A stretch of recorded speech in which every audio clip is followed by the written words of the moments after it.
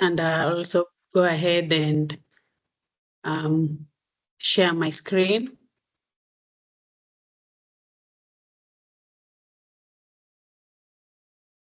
Okay.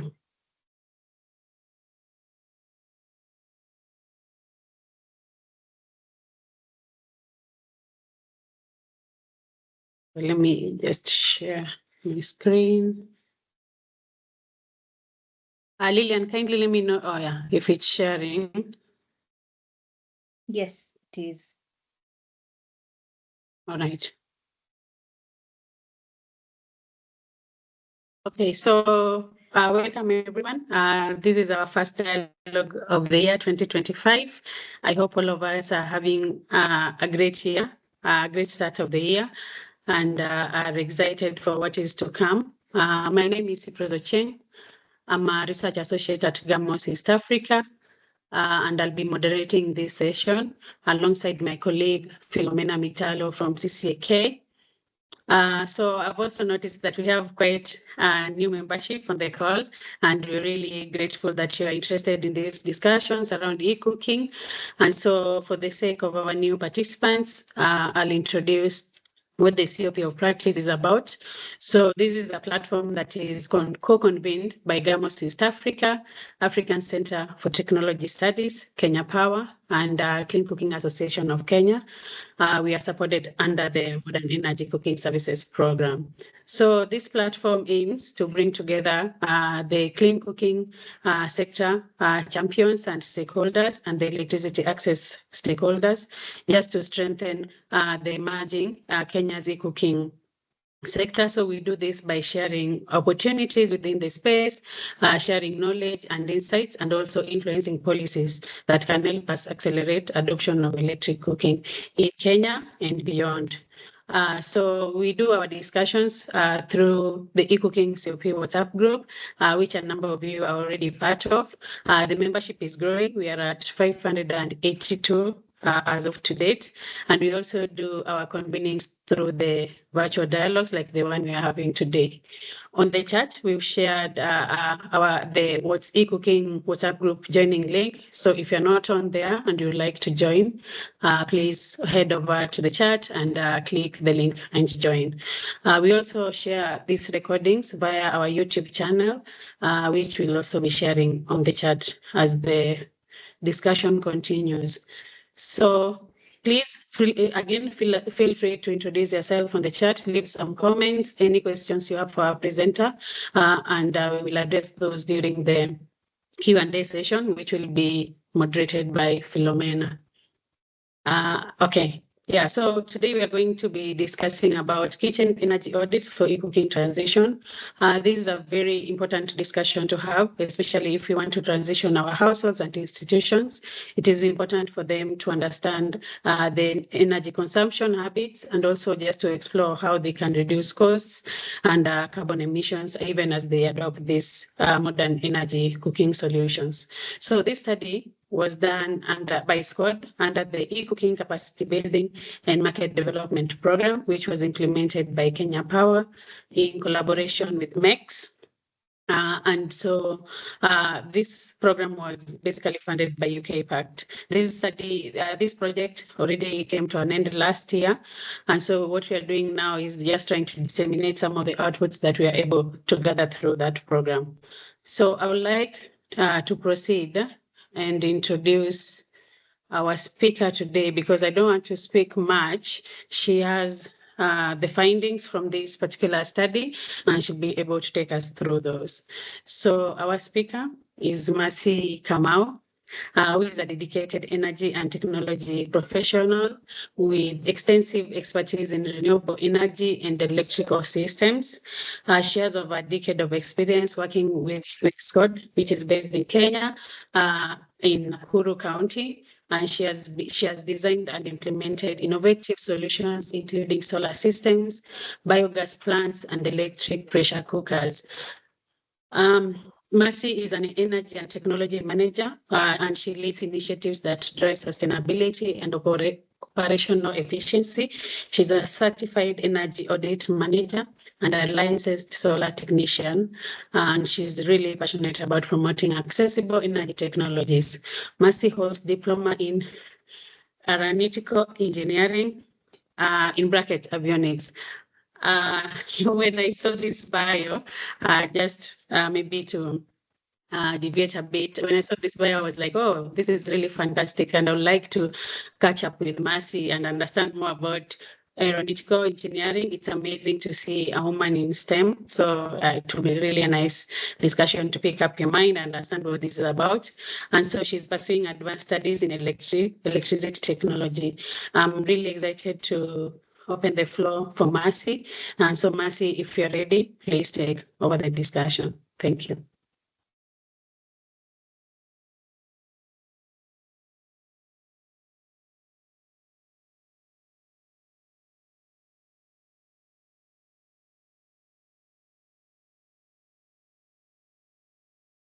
Mercy, are you on the call?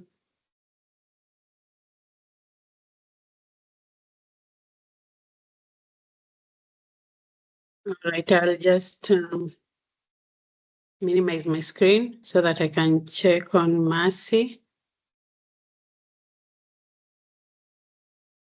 Oh yeah, she's on the call. Kindly unmute Mercy so that we can hear you as you speak.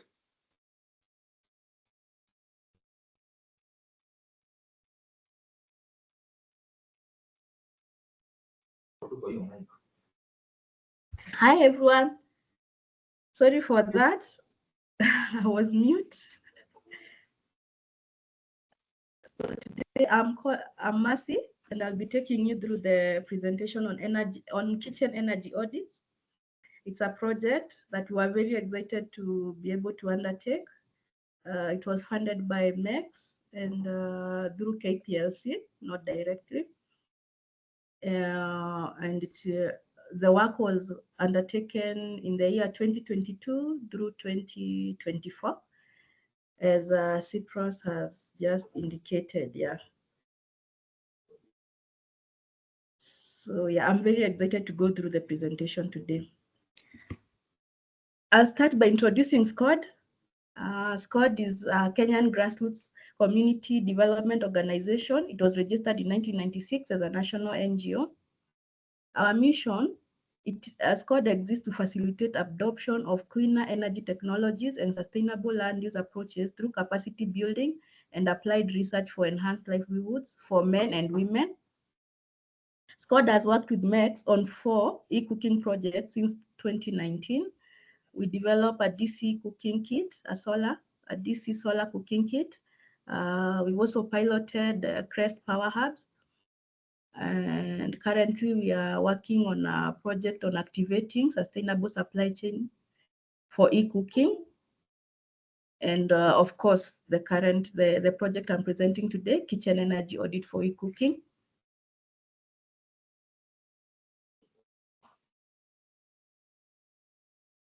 Yeah.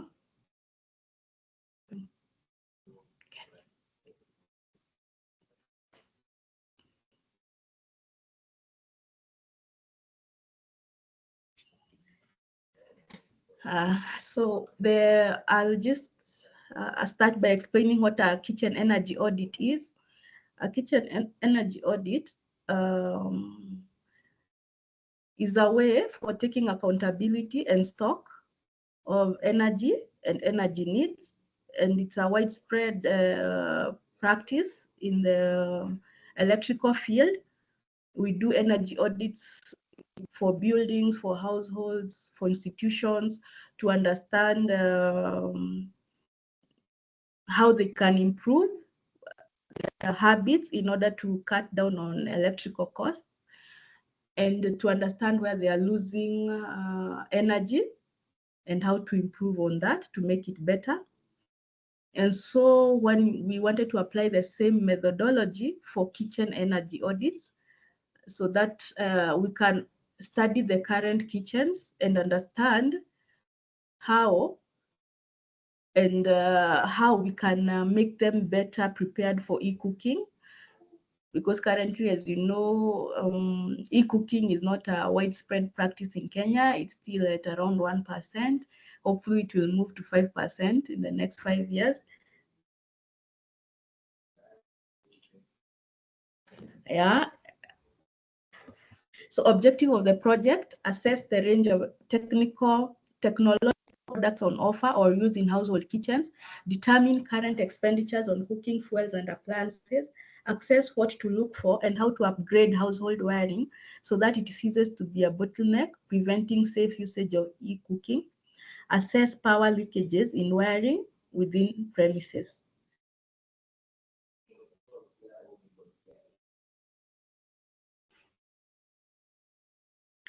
So ideally, the kitchen energy audit is something that will be undertaken by organizations or individuals to understand their kitchens and their kitchen needs in terms of energy. And so for us, it was the first time doing this, and we adopted a methodology, which is clearly stated there in the presentation. So we went through around 13 steps that allowed us to formulate a tool, the survey tool, a questionnaire, 2 questionnaires for the baseline fuels and for the wiring assessment for kitchens. And we were able to implement, carry out the survey and come back to the office and incorporate feedbacks and then go back to the field and come back and also partner with others in the same field in the e-cooking sector so that we could understand if our questionnaire was able to capture all details that would be required to allow individuals and kitchens to move from traditional fuels to modern clean cooking, especially electric cooking.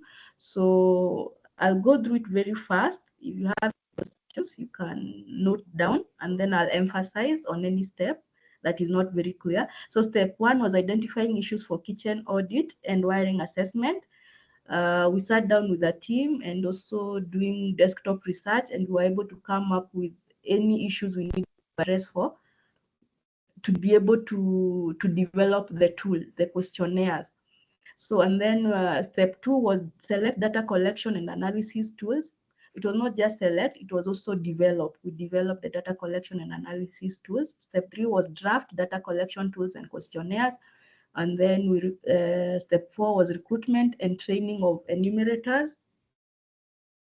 Step 5 was pilot draft data collection tools to 5 households. Step 6, we updated draft questionnaire to reflect feedback from enumerators and share with MECS eCAP partners who also gave feedback. And then there was update. Step 7 was update and come up with first generation data collection tool. Step 8 was recruitment and training of enumerators again. And then we had step 9 because we had different enumerators that we recruited. And then there was step 9, pilot first generation data collection tools to 20 households. And then we analyzed the same data collected in step 10 through SPSS and Excel. Step 11, updated data collection tools based on feedback and analysis to come up with second generation tool. And then we piloted the second generation tool in step 12 and step 13. The final step, we updated the final tool by incorporating all the feedback we had gotten from everyone, both households and partners, MECS partners, and yeah. So I'm going to go to the next step in my presentation to just read out results that came up from the surveys we had carried out to show how the tools are able to give you data and what kind of data the tools are able to give you. So the first sample is sources of energy. So one of the aspects of the questionnaire survey, we were able to find out the sources of energy in households' kitchens. The survey was done at Bahati, Heshima, just within the environs of SCODE, near the offices. And I read out the results. 45% of household kitchens use LPG and charcoal as the primary fuel. Only 10% use firewood as the primary fuel. And then LPG was the most common source of energy used as a secondary fuel at 35%. Electricity and charcoal are used at 20% each as secondary sources of energy in kitchens. Anyone who's been in this industry understands that 20% is quite high, but I think it came to 20% because SCODE has done a lot of work on EPC and eCooking training and adoption around here. And so then those results reflect just a small area within the SCODE area that has already transitioned to eCooking. Yeah? Firewood was used as a secondary fuel in 15% of households, and ethanol preference as a secondary fuel was at 5%. So there was also that 5% of households did not utilize a tertiary fuel, that 5% of households used charcoal, 14% used electricity, and 15% used LPG as tertiary fuels. These were the results gotten from our sample data households. And the idea is that the tool can be used by anyone to get results. And then once they get the results, they can analyze and they can get their own data depending on which area or geographical area where you administer the tools. Yeah. So we can go to the next slide. Another aspect of the questionnaire covered the average expenditure on fuels per month. That's extremely critical and important for anyone trying to go into the eCooking sector. So households using charcoal as fuel spent an average of 1,127 shillings per month. Households using LPG as a cooking fuel spent on average 1,500 per month, and then households using firewood as a cooking fuel spent an average of 1,000 per month. Households stacking more than one fuel spent an average of 2,500 per month. Yeah, the cost of fuels in our household's kitchen. And remember, it's a small sample of just 20 households, but then when you use that tool, you can be able to find out your target, your potential clients, how much they're already spending on fuel, and if they'll be able to accommodate an e-cooking gadget with the kind of cost that it would require for you to run an EPC or an induction cooker. Another aspect, and this is just a small aspect we got from the tool. So if you are really interested in this, then you'll have to read the report itself and then also go through the survey tools so that you're able to capture. It's just a small sample. So this is factors influencing choice of fuel. That's also important to understand so that you can tailor it to the needs of your client. So LPG, the kind of factors that influence people to cook with LPG is availability. It was the highest reason why people choose LPG. Availability. The charcoal is the one that availability was the highest reason why people choose charcoal. It's availability, type of food, reliability, ease of use were the most prevalent factors that indicated why households use charcoal for cooking. And then availability to cook fast, ability to cook fast is the one that for LPG stood out. Most people who used LPG said the reason they use LPG is that it's very fast. Of course, availability, type of food, reliability, ease of use, quantity of food were also factors, and many others. And then for firewood, the cost was the major factor. The cost of firewood is low or even free for most households that live around or near the forest. Firewood is free. And around here in Bahati, yes, we are near a forest, and firewood is actually free or very cheap. Yeah, we can go to the next slide. The survey also, the questionnaire also looks at the common appliances already in our kitchens. Even before you add an EPC or any other electric kitchen, what do most kitchens have already? as appliances, electric appliances in their kitchens. And the survey shown that most people own electric kettles, water heater, and EPC were the most common appliances in households, in the sample size at 15%, 16%, and 14%. And please remember that EPC for this survey, it's a bit biased because, yeah, it's around SCODE, and we've done a lot of adoption transition. We can go to the next slide. So the other important question that the survey the questionnaire captures is the average cost of the average monthly electric bill in households. We would have liked to just know the kitchen consumption and cost of running the kitchen currently, but that would be very, very difficult to do because most of our kitchens do not have an independent sub meter to show you the consumption and the cost of that electricity per month. So we went with the complete household, and it goes back also to the wiring assessment. Most you can't just check the kitchen and decide that that kitchen is okay, it's up to standard. It would have to be the whole household. Yes, yeah. So for the average monthly electric bill, it showed that most people, through word of mouth, through the questionnaire directly, they said their bill comes to around 1,000. But then there was also another aspect where we tried to capture all the appliances in your household, their power rating, and the number of hours you use that appliance for. And through that calculation, then we were able to see that daily watt hour consumption was coming to around 2,000, and that's around 2 kilowatt hours or 1.96 kilowatt hour. That's daily. So monthly it's around 58.8 kilowatt hour, and the cost of electricity at that point, at around 2022 was 26.1, and if you multiply, then you get the cost of electricity.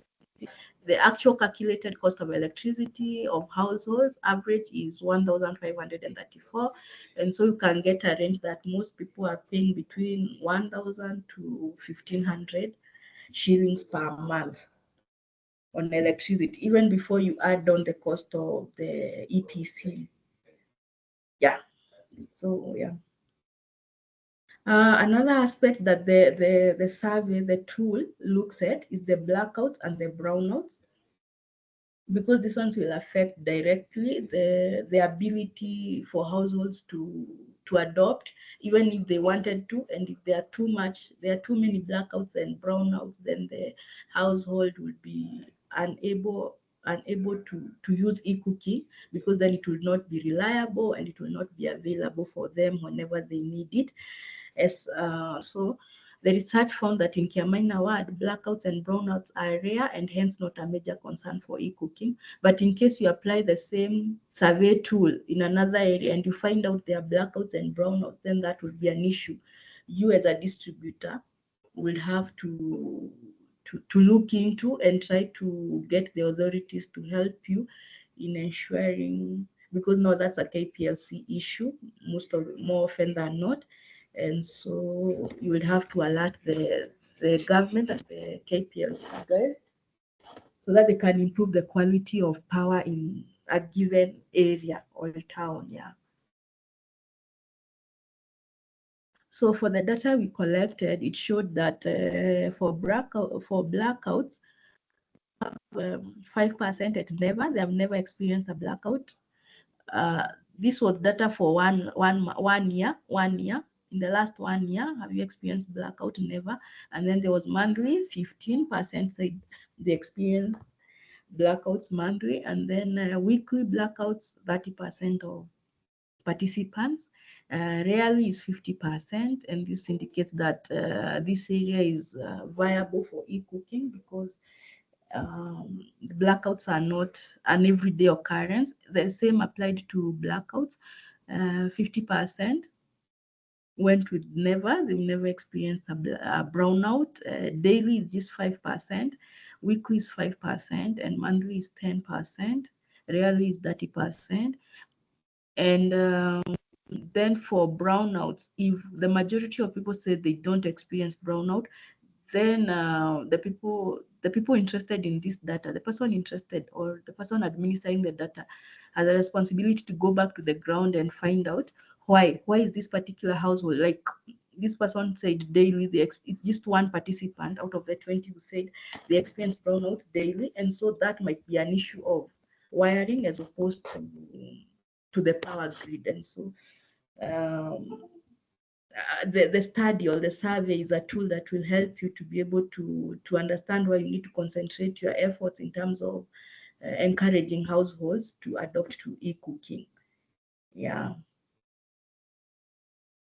So there is also the aspect of duration of wiring since installation, because then if the wiring is quite old, then the probabilities that it has issues over time, wiring can wear out.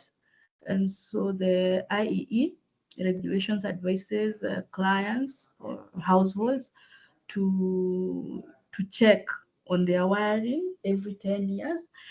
Whether you're experiencing issues with the electrical wiring or not, then you need, after 10 years, you need to engage a qualified electrical personnel to be able to come back and monitor and ensure that your electrical wiring is still up to standard. And it's a good practice that more households should adopt in Kenya if you are going to go the eCooking way.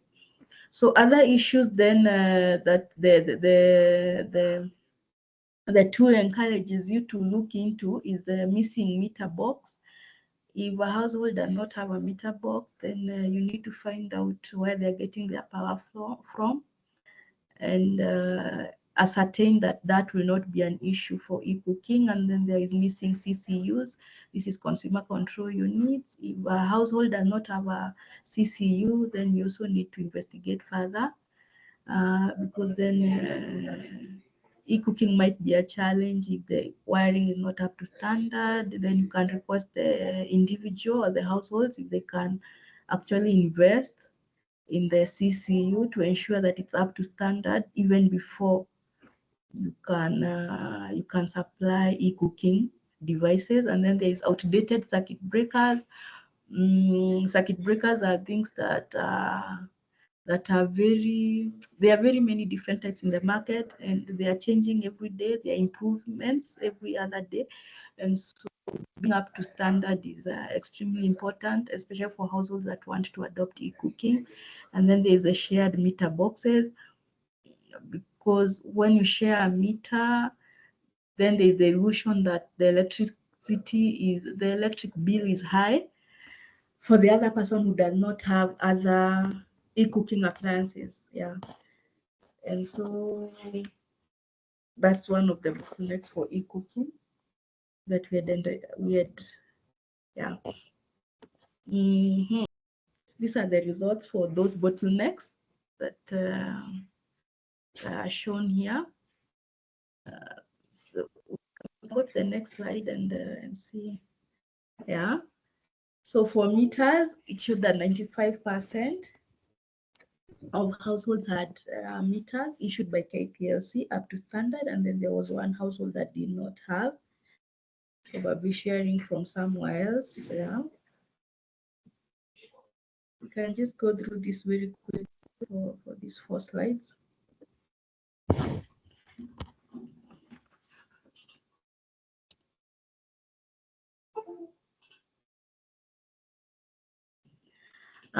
So for shared meters, you see that 85% do not share meters, but there is a 15% of participants who say they do share their meter with someone else. Yeah, as I explained, the shared metering is an issue because it gives the other person, you have 2 people sharing a meter. One person is using eCooking or wants to do eCooking, and the other person does not.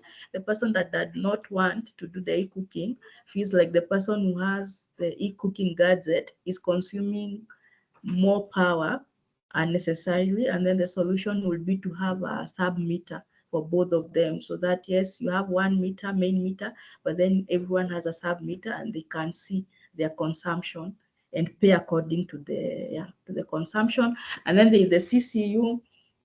If it's missing, then you should not be able to negotiate with the customer. If someone wants to do e-cooking, then they need to have a CCU, and it's their responsibility to bring their wiring up to standards.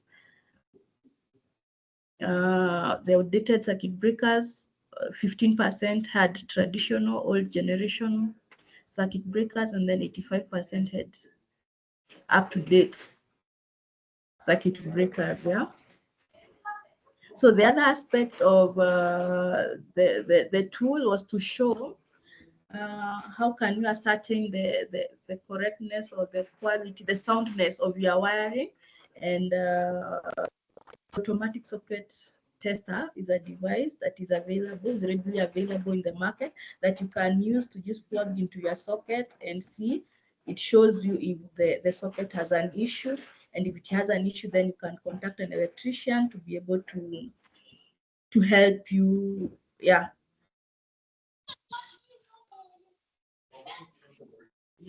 And yeah, the tool also recommends the plug power meter that is able to show you your consumption, because remember the kitchen does not have a separate meter that shows just energy consumed by the kitchen. And so if you are to adopt e-cooking, then customers need to be encouraged to be able to view their consumption in real time, so that they can understand that e-cooking does not have to be expensive, and you can see today I've consumed this much in e-cooking, tomorrow, and that way, then if the consumption is seen to be less than what they expected, they'll be encouraged to use the e-cooking devices.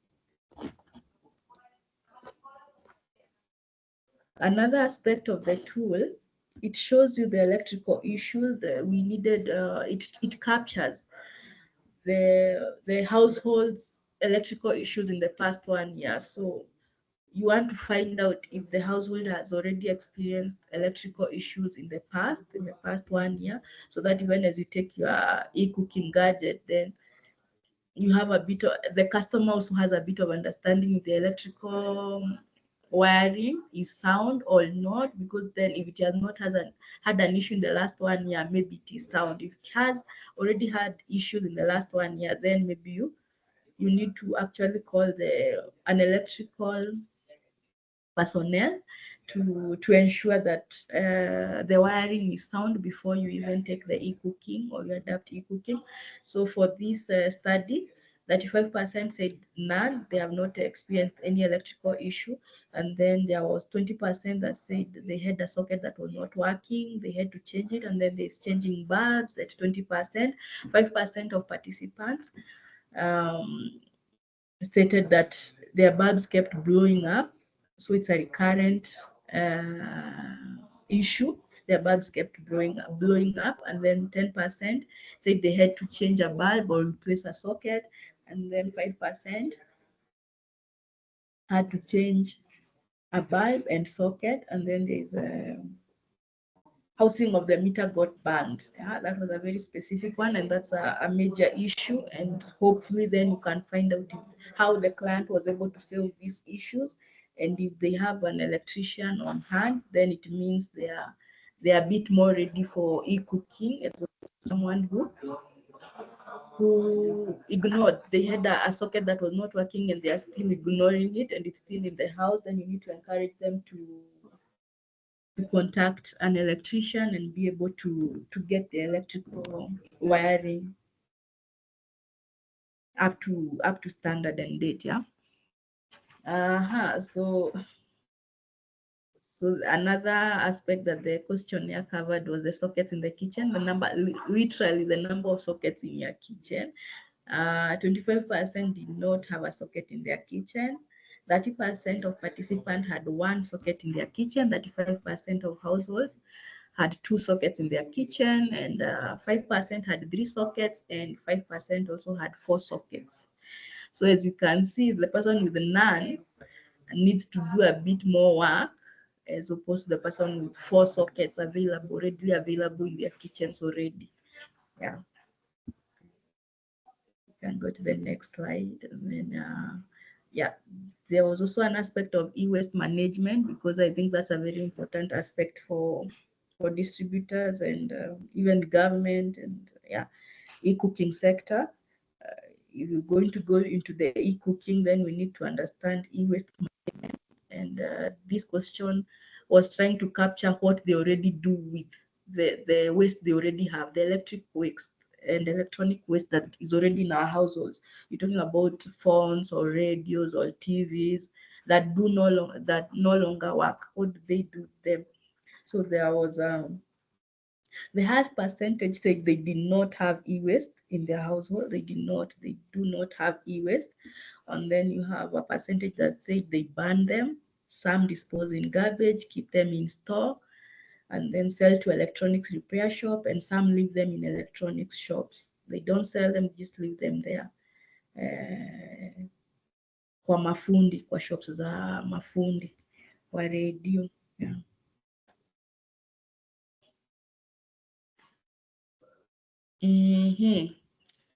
So those were just a sample of the results that you would be able to capture using those questionnaire. And then now the project deliverables, the final version of kitchen energy audit data collection and analysis tools comprised of, there's a wiring assessment data collection tool. It's a questionnaire based on CoP Collect open source platform. And then you have a wiring assessment data analysis tool. You can use MS Excel and IBM SPSS, and then you have the baseline data collection tools, questionnaire based on CoP Collect open source platform, baseline data analysis tools, that's an MS Excel and IBM SPSS. And then we originally had the 4, but then towards the end, then we added a simple checklist for wiring assessment and a checklist for kitchen baseline activity, because apart from organization, then the project wanted to encourage individuals and households to do their own kitchen energy audits and understand how ready they are for adoption of e-cooking. Yeah. And these resources are available on the MECS website, and SCODE has them, and also MECS. Yeah. If anyone would like any of these resources, then they can just reach out. The way forward, the project was able to meet the project deliverables, but will still be open to progressive feedback and input beyond project life. As you know, SCODE is an organization that deals with renewable energy. We are currently distribution. We are currently engaged in distribution of e-cooking, and so for us, this is a tool that would like to see outlive the project period, and I think it's the same for MECS. They have been here for a while and would like to see more people practice and adopt the kitchen energy audits to apply to their projects and make the e-cooking adoption more viable moving forward. And then another recommendation for the energy audit is to make it into an app, so that you're not just manually collecting the data and inputting the data, coding and analysis and presentation. If it were automated through an app, then that would be very easy for individuals to just carry out the energy audit, the kitchen energy audits and wiring assessments on their own without any help. Yeah. The developed tools will be available, that I've already said. The tools are available for use by anyone through MECS and SCODE.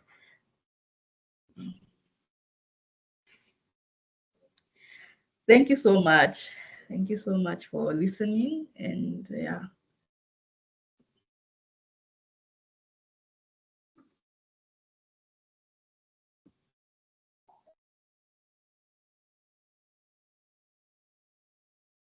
Thank you, Mercy, for that wonderful discussion. Philomena, if you're on the call, the floor is now open for Q&A session, and anyone who has any questions on the chat, Philomena will be sharing those with the presenter, who is going to give feedback as we proceed. So Philomena, please take it up. Thank you, Cyprus. Hi, can you hear me? Yes. Thank you, everyone who has joined this call. 52 of us today. This is a good number. We appreciate you all for taking time to be part of this dialogue organized by CCAK, KPLC, MECS, Gamos East Africa, and others, ACTs and all. So also thank you, Mercy and the SCODE team. We appreciate you for the assignment that you have done. And I see the outcome of the assignment was quite something that sector players have to look at. So my role here today was to support my colleague Cypros in the Q&A session. So in the Q&A session today, I have seen 3 questions, but I would also like to request those of us who have a question or a comment or an input that you would like the SCODE team to know or to comment on or to respond to, you please raise your hand. But Mercy, I would like to start the questions. I will start with the questions in the chat box. And apart from just seeing the AI messages here, I would like to start with Ruth from EED, I guess. This is Ruth from EED. Ruth say thank you for the good job, of course. So her question is, do you measure the quantities of fuels or fuel used for the baseline? Did you measure, like when you're doing the assignment, did you measure the quantities of fuel used for the baseline fuel? So I think you will respond each so that we don't have, unless the questions are the same, but in this scenario, they are not. So you respond to Ruth, then I'll be able to go to the next. Also, for those of us who are on the call, please feel free to raise your hand. Then I'll come to you afterwards. Mercy. Okay. So for that question, thank you for the question, Ruth. We did ask the question on quantity consumed, but ours was very general. As you can see from our results, it was showing LPG. So the questions were consumption per month.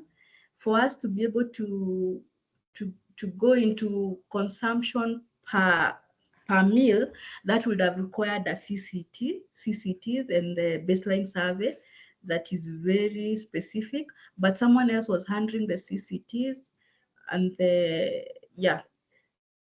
I hope that answers that.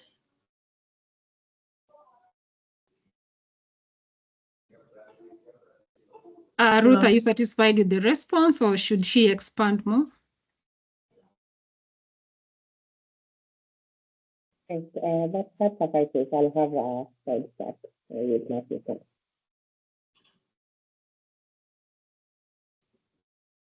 Okay. So, Mercy, the next question was from my colleague, Frederick. Frederick asking, how can one quantify the frequency of rarely, like you had quoted in the presentation? Is it once in 3 months or 6 months, etc., or a year, etc.? Look, how would you quantify when you referred to rarely in your presentation?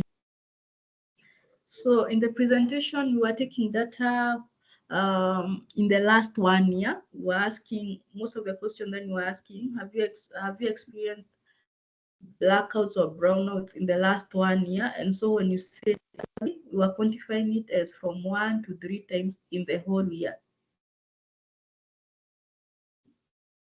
Okay, and that was very straightforward. Yes, and that is explained in the tools, yeah. Okay, thank you. So a question from Victor. Victor is asking how, like at the end of this assignment, maybe looking just at the outcome, how can these kitchen energy audits contribute to the national climate change goals and emissions reduction target as enshrined in the NDC, nationally determined contributions?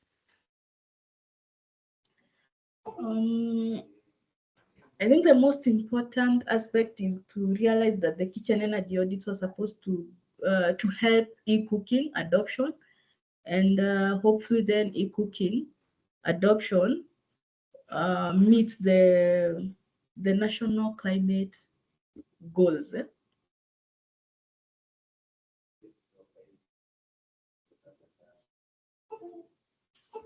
Yeah. Mercy, so you are breaking. I don't know if it's just me. I missed you there for a minute. Okay, just repeat the question one more time. The question was the kitchen energy audits, based on the report that you have done and submitted to the MECS team, how does it contribute to the national climate goals and emission reduction targets as enshrined in the NDC?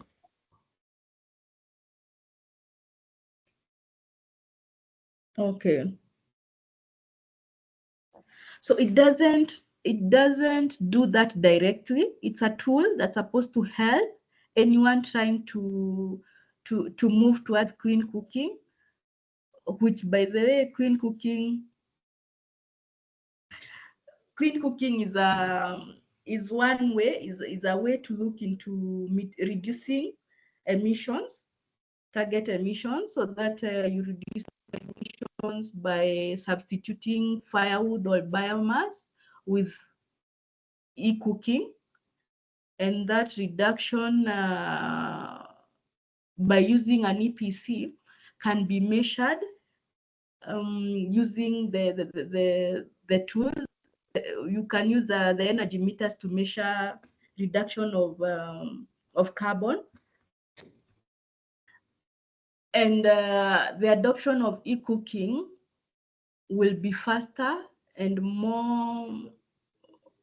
We'll be able to adopt eCooking better if we use the kitchen energy tool to help us understand our households as they are currently, so that we can tailor the eCooking solution as a solution for households with an understanding of what they're already using and why they're using what they're using.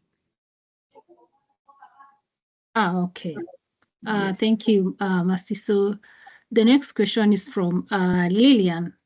Lillian says it's not a question, but she's curious if SCODE or CCAK, we have done any related kitchen audits for firewood, charcoal use in other parts of Kenya. Firewood?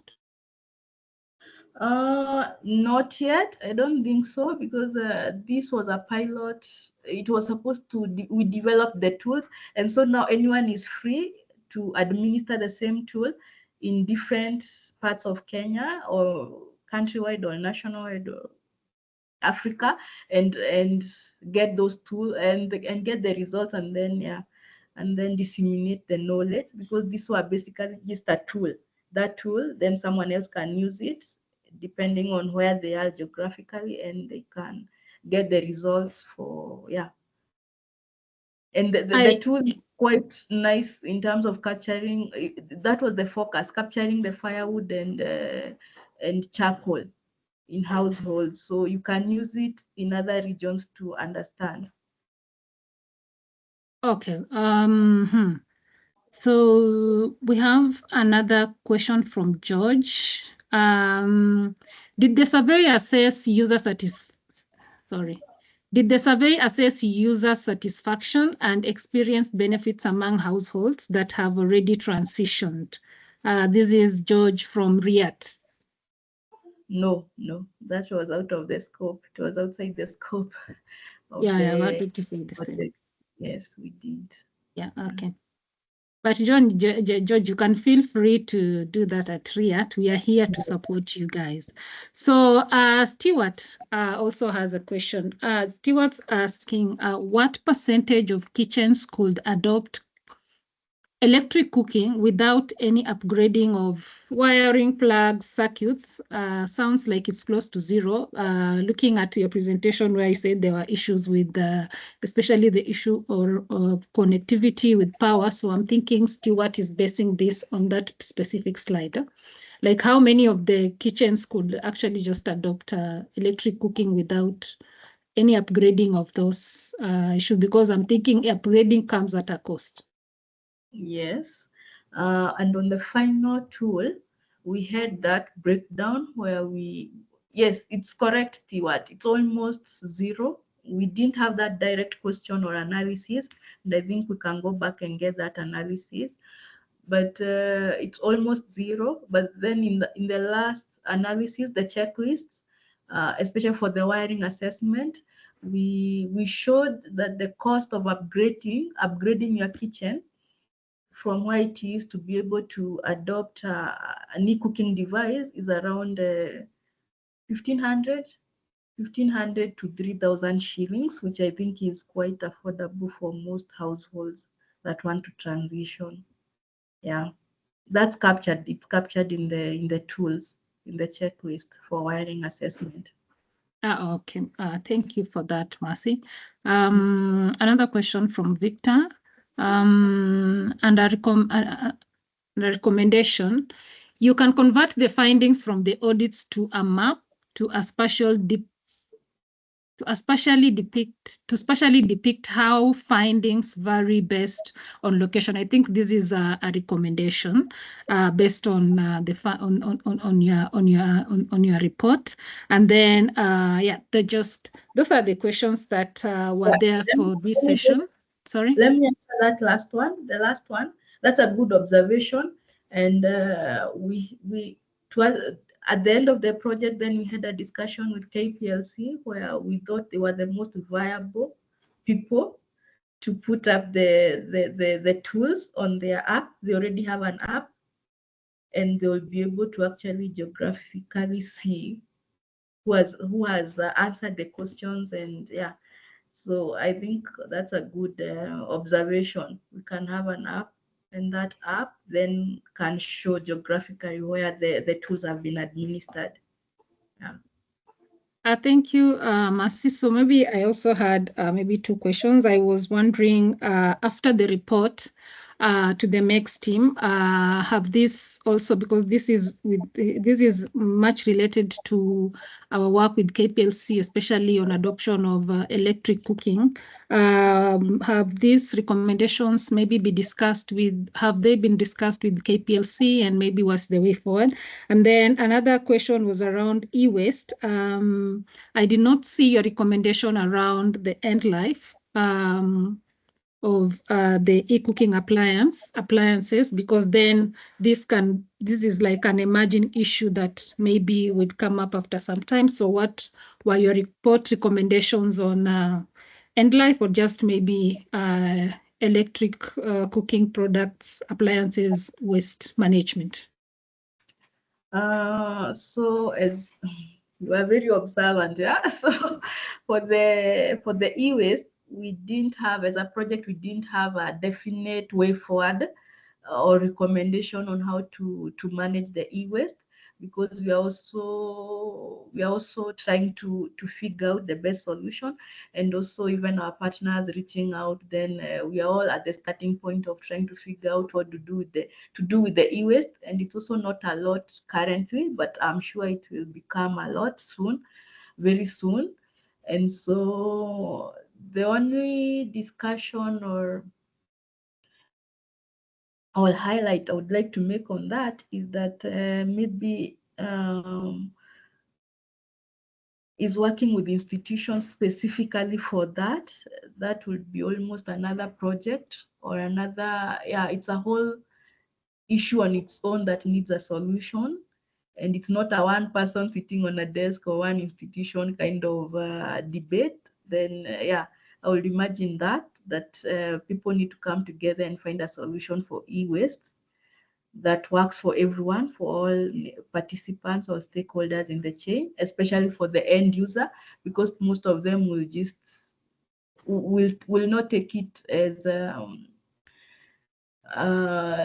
important. They'll discard them casually.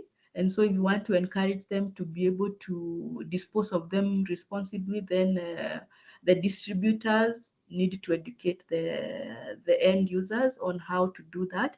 But currently we do not have a solution that is definite. But what I can say is that we are working on that. And then also for the way forward, we're also in talks with the MECS team. As I've said, then we thought the best way forward would, as opposed to making a new app, we can incorporate the tools in the KPLC app that's already existing, but that would be a lot of back and forth. It's not an instant solution, and yeah, we are still in talks with the MECS team. Okay.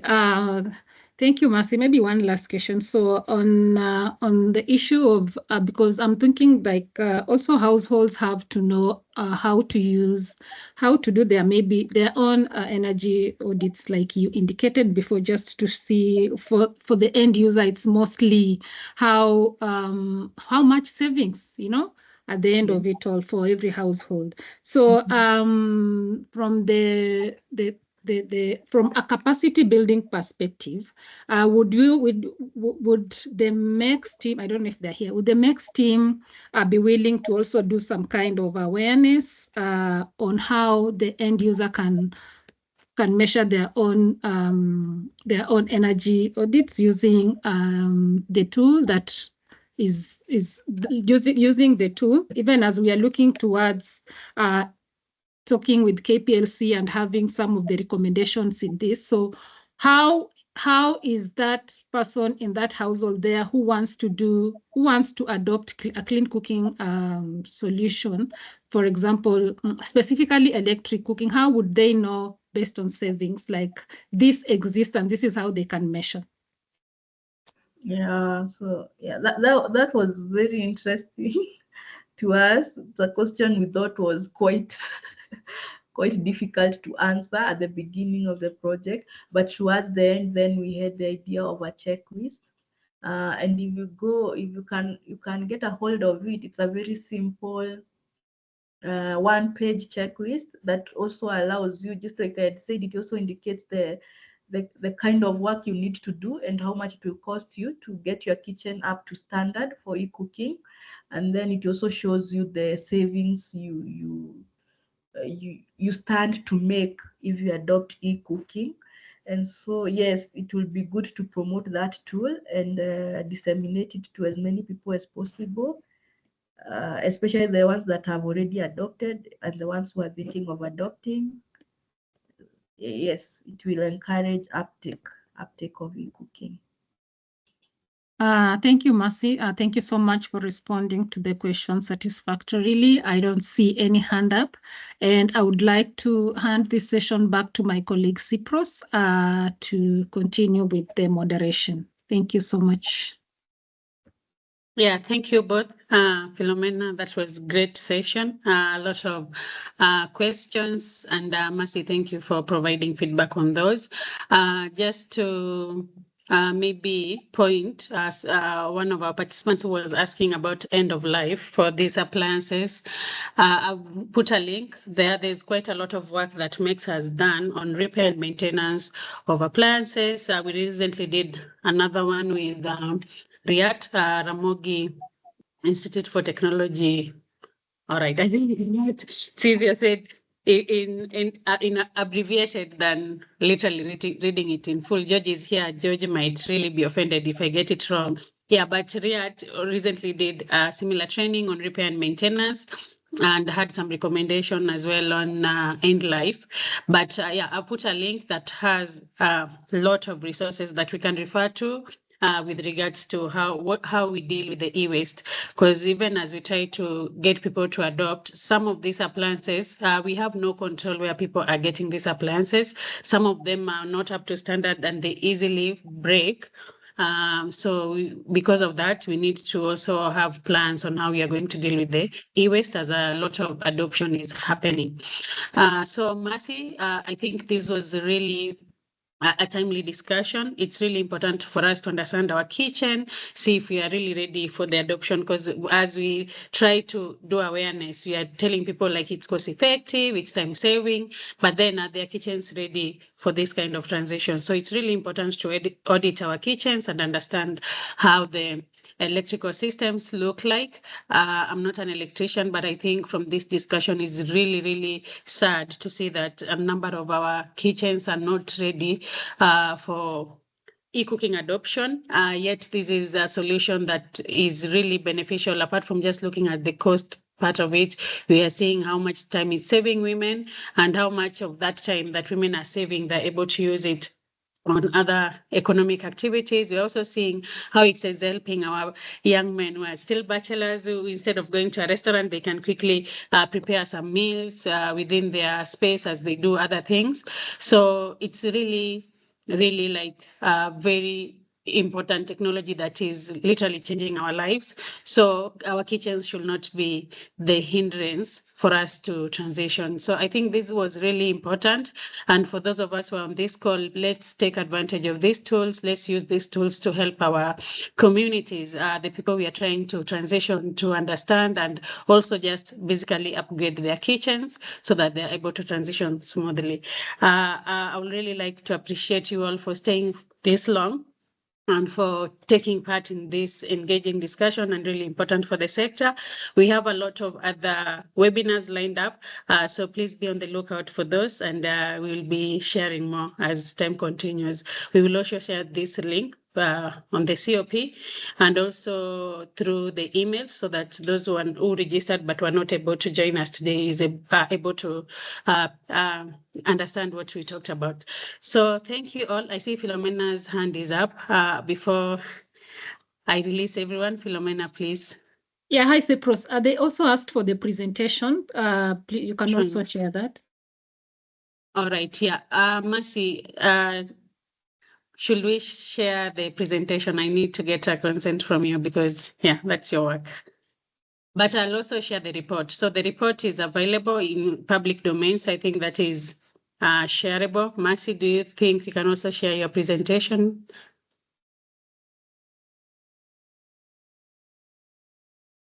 Yeah, I see you smiling, so I believe it's a yes. Yeah, so we'll do that. So see you guys, and thank you so much for being part of this wonderful discussion this afternoon. Bye, everyone.